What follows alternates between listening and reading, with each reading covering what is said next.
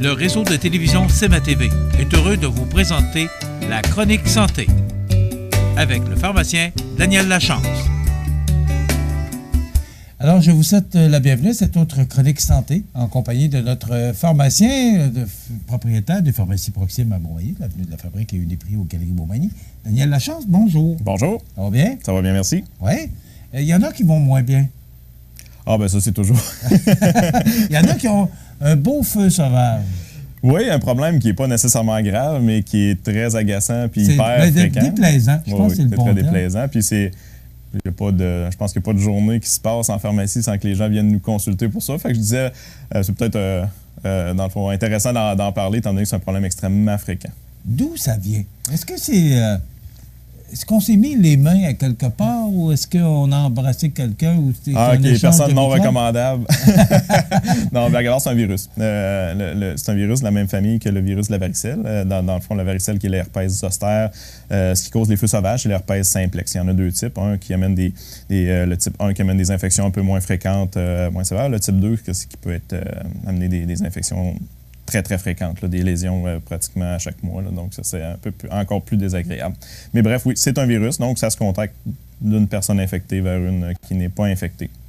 Donc, c'est le baiser, c'est ce que je comprends. Contact, ça peut être contact aussi sur une surface morte, quelqu'un qui est infecté, mettons la fameuse canette de liqueur, quand je prends de la liqueur sur la canette, j'en ai un, en fait, oui, le virus peut se contracter par contact direct la plupart du temps, mais le virus peut vivre quelques Et le virus peut être là sans qu'on ait...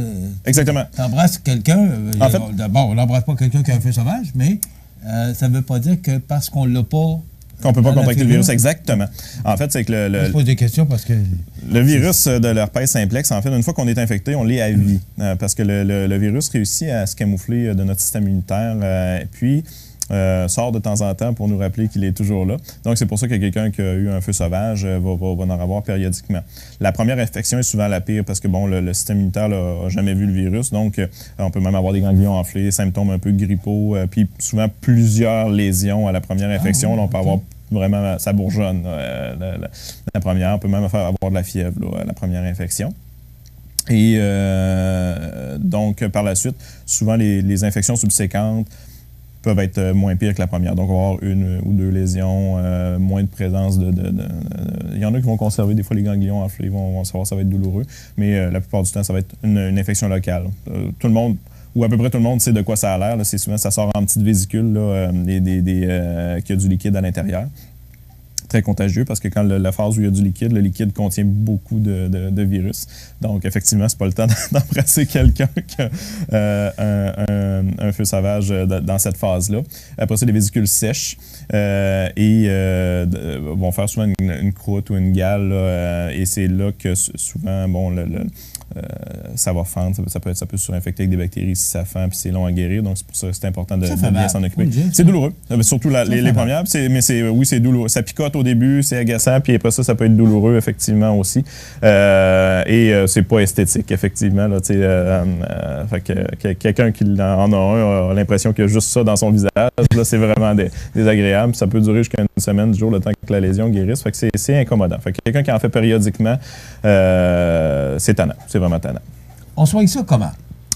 Il n'y a pas de traitement pour tuer l'infection. Aussi, pour en revenir aussi aux gens justement qui peuvent être porteurs du virus, avant de parler du traitement, mais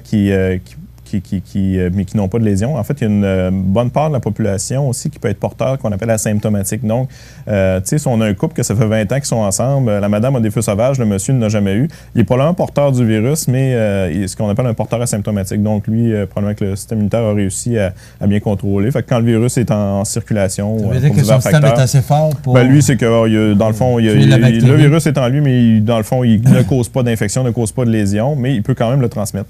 Parce que on ne transmet pas du virus juste quand il y a les lésions. Il y a une partie de l'année où même une personne qui est infectée, s'il n'y a pas de lésion, peut transmettre le virus.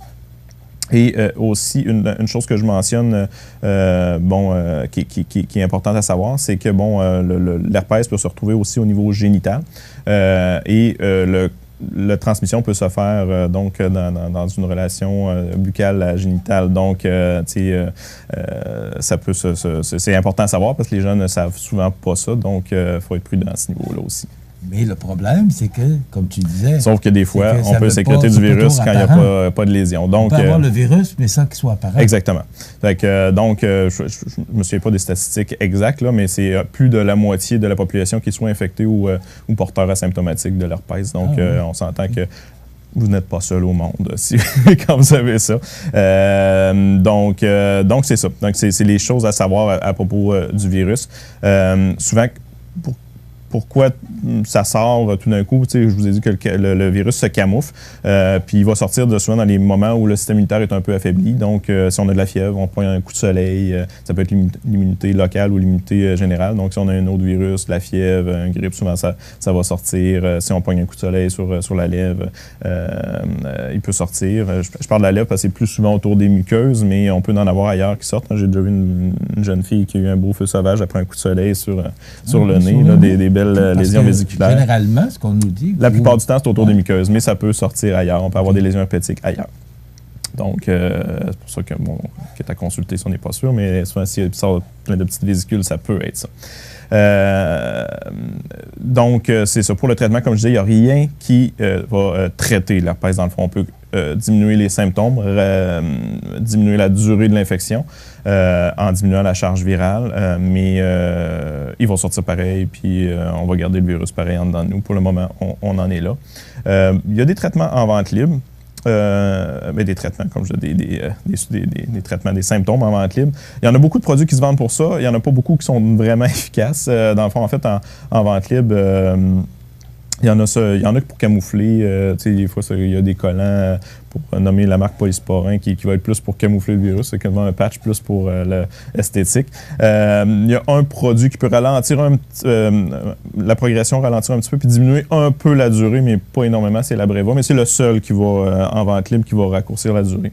Les traitements les plus efficaces sont sur ordonnance, malheureusement. Il y a un onguent antiviral qui peut être prescrit, mais ce qui est le plus efficace, c'est vraiment des comprimés antiviraux qui, la première fois, doivent être prescrits par le médecin pour un diagnostic, le premier diagnostic. Mais une fois que le diagnostic est donné, si jamais votre ordonnance n'est plus renouvelable à la maison, vous en aviez, nous, on peut le represcrire pendant une durée de 4 ans suite au diagnostic initial. Donc, le pharmacien peut le prescrire. Fait que, bref, puis c'est important de le traiter le plus tôt possible après le début des symptômes parce que, dans le fond, après 48 heures, trop tard, la charge virale est sortie. Donc, aussitôt qu'on commence à avoir un picotement, c'est vraiment le moment là où il faut traiter. Sinon, faut l'attaquer. Il est comme trop tard. Exactement. Après ça, on peut juste essayer de soulager les symptômes puis éviter qu'ils s'infectent. Des fois, avec des onguents antibiotiques, des fois, ils sont mal situés puis ça fend. Puis, il y a des bactéries qui peuvent rentrer. Donc, des fois, on va donner des onguents antibiotiques suite à ça pour éviter l'infection puis permettre de guérir plus rapidement.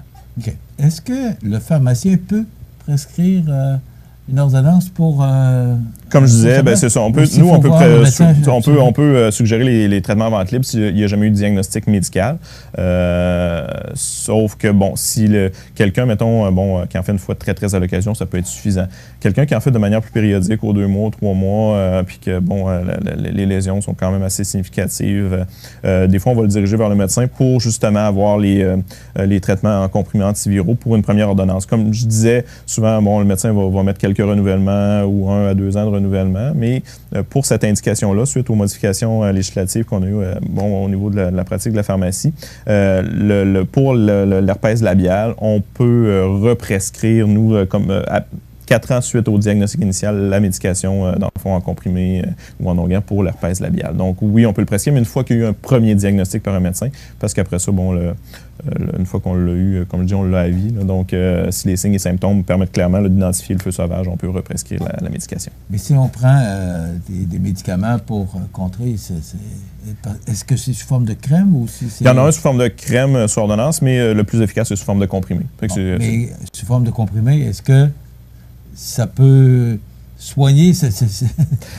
Comme je dis, c'est que ça va raccourcir la durée de l'infection. Puis, si on le prend très tôt, va diminuer l'ampleur des dégâts. Donc, il va diminuer un peu... La question était plus, est-ce qu'on se trouve à se donner des anticorps pour Non, ça En fait, risque de revenir. Les anticorps, une fois qu'on a une primo-infection, qu'on appelle, le corps produit des anticorps contre le virus de l'herpès. Donc, il en produit, sauf qu'étant donné que le virus se camoufle à des endroits où le système immunitaire ne peut pas aller, quand le virus ressort, oui, le système immunitaire va se pitcher dessus en bon français, mais le virus a le temps de faire des dommages. Souvent, on va remarquer que les gens, avec le temps, d'année en année, quand ils vont avoir des lésions, ils vont être de moins en moins pires parce que le système immunitaire devient de plus en plus compétent, mais quand même, somme toute, vont quand même continuer à avoir des lésions. Fait que d'où les traitements pour essayer de diminuer le plus possible la durée et l'intensité de l'infection. Bon. Tu as nommé un mot qui fait peur. Herpès. Oui. Okay, parce que, bon, tu sais que tout le monde sait que c'est une maladie vénérienne. En fait, l'herpès, le feu sauvage est un herpès labial. Bon, ben c'est ça. Alors moi, j'aimerais ça là, que pour peut-être... C'est un peu pour démystifier aussi, c'est pour ça que je faisais le lien avec l'herpès génital, parce que qui est, somme toute, la même chose. C'est un feu sauvage au niveau des parties génitales, autant chez l'homme que chez la femme. Mais souvent, mauvaise réputation, sauf que, comme je disais, un couple qui est ensemble depuis très longtemps, qu'il y en a un qui a de l'herpès labial, pourrait donner l'herpès génital à son partenaire sans le vouloir. Là, tout ça. Fait que c'est pas nécessairement parce que quelqu'un est allé courailler ailleurs qui revient avec ça. Ça peut être donné de labial à génital. Puis c'est souvent des choses que les gens ne savent pas. Les traitements vont être les mêmes, mais comme l'herpès labial, l'herpès génital va être récurrent un peu à différentes fréquences. Là. Il y en a, comme je disais, ça dépend si c'est le type 1 ou le type 2. Type 1, souvent, c'est moins fréquent, mais quelqu'un qui a un herpès de type 2, c'est vraiment, vraiment tannant. Souvent, on va donner la médication à ce moment-là antivirale de manière continue pour diminuer la fréquence des infections. Mais il va quand même dans Mais comment on peut reconnaître la 1 de... C'est la fréquence, souvent. Là, mais probablement qu'il y a des sérotypes, on peut le doser, mais souvent, juste à la fréquence des infections, on peut en douter fortement quel type. Là. Quelqu'un qui en fait une fois par mois, là, souvent, on va savoir que c'est Et donc, quand on parle de feu sauvage, on parle vraiment synonyme d'herpès. Exact. Là, Mais le mot fait peur, Daniel. Ben, c'est pas très beau, je sais pas. Herpès, ça fait. C'est ça. Puis il y a un autre virus qui est de la famille herpès, qui est la varicelle. C'est dans la même famille. Le virus de la varicelle, c'est le herpès zoster, qui donne la varicelle et le zona. C'est le même virus. C'est que, Mais est-ce qu'un peut entraîner l'autre? Ben, en fait, il faut avoir eu la varicelle pour avoir le zona. OK. Donc, c'est une réactivation un petit peu du virus à l'âge adulte. Une fois qu'on a eu la varicelle étant plus jeune, on peut être réactivé sous forme de zona plus tard dans la vie. Pas nécessairement adulte, là, parce que ma fille moi-même a fait un zona. Elle a fait une varicelle bébé, puis elle a fait un zona l'an passé, puis elle a 5 ans. Donc, c'est plus rare, mais ça peut arriver. Mais c'est dans la même famille de virus. Donc, c'est pour ça que ça sort des lésions un peu le zona. Souvent, ça suit, c'est hémiplégique, puis ça suit les nerfs d'un côté du corps. Puis c'est très douloureux. Mais c'est des virus qui, somme toute, sont de la même famille. Mais je reviens à la varicelle. Est-ce que ces maladies-là, la rougeole, parce qu'on parle beaucoup, on a parlé récemment de la rougeole, là, qui est particulièrement à New York, là. Mais là, il y a une personne qui était infectée à Montréal. On a parlé de ça beaucoup dans les nouvelles récemment.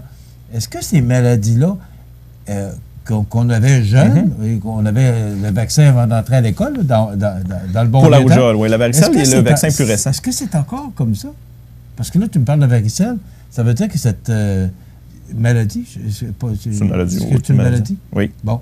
Ça existe encore? La varicelle, oui. Dans le fond, la rougeole existe encore. On l'a pas éradiquée. On appelait ça dans des maladies de bébé dans le temps. Oui, c'est ça. La rougeole, on l'avait pratiquement éliminée, mais pas... Il y a une maladie qu'on a éliminée, c'est la polio. La poliomyélite a été éradiquée par la vaccination. La rougeole a été pratiquement éradiquée, mais il y a des poches, parce que, on a parlé l'autre jour de la vaccination. C'est un problème, là, des gens qui décident de ne pas faire vacciner pour différentes croyances. Mais ça amène que là, on a quelques poches de rougeole ici et là. La varicelle, le vaccin est plus récent. Puis le vaccin va soit empêcher de contracter la varicelle ou de diminuer beaucoup les symptômes de la varicelle, qui amène des complications moins fréquentes que la rougeole. Là, on s'entend, par contre, des fois, là, peut amener des lésions qui vont se surinfecter, peut amener quand même certaines complications. Donc, ça vaut la peine quand même de faire donner le vaccin pour la varicelle. Donc, si jamais on a quand même malgré tout l'infection, ça va être moins Parce que dans le temps, quand on était jeune, c'était la varicelle, la rougeole et la jaunisse. Oui. La jaunisse, c'est comment on appelle ça, la jaunisse? C'est quoi le vrai en terme? fait, la jaunisse, souvent, on en voit un petit peu chez les nouveau-nés, là, qui souvent, c'est un problème juste d'hydratation là, à la sortie. Ils perdent un peu de poids, boivent pas assez, puis ils vont avoir un teint jaune parce que la bilirubine, ça s'accumule au niveau de la peau. Okay. Mais ça rentre dans l'ordre normalement de soi-même, c'est ça. La jaunisse, c'est une maladie, faudrait que je revoie, que je relise là-dessus. Il y avait une maladie virale qui était probablement une hépatite, là, mais il faudrait que je relise sur la jaunisse un petit peu. Oui, exactement, c'était quoi? Dans les années 60, on voit pas ça ces années-ci. Non, ça n'existe plus. C'est ça, puis il faudrait que je relise, ben honnêtement, là, pour... c'était pas dans le sujet aujourd'hui. Mais j'ai déjà entendu le terme, mais il faudrait que je relise voir quel type d'infection c'était. Probablement un virus, j'imagine, qui est un genre d'hépatite, mais il faudrait que je... On parlait de varicelle, puis... Pas souvent la jaunisse, quand le teint... On parlait de rougeole, pour ça que ça quand le teint de la peau vient jaune, en fait, c'est souvent une accumulation qu'on appelle de bilirubine, qui est due à une affection du foie, habituellement. Là. Fait que, mais je vais faire mes devoirs. Moi, je suis là pour poser des questions, puis c'est toujours intéressant. On a toujours des bonnes réponses. Bien, ça complète déjà notre émission sur notre chronique sur le feu sauvage. Donc, toujours consulter. Bien, l'idéal, puis le plus tôt possible, parce que le mot d'ordre dans le feu sauvage, c'est plus tôt on le bombarde, puis moins longtemps il va durer. Merci beaucoup. Très intéressant comme chronique. Daniel Lachance, pharmacien, propriétaire des pharmacies Proxime et Uniprix. Donc, on se revoit prochainement pour une autre chronique avec notre pharmacien Daniel Lachance, notre chronique santé. Voilà, ça complète.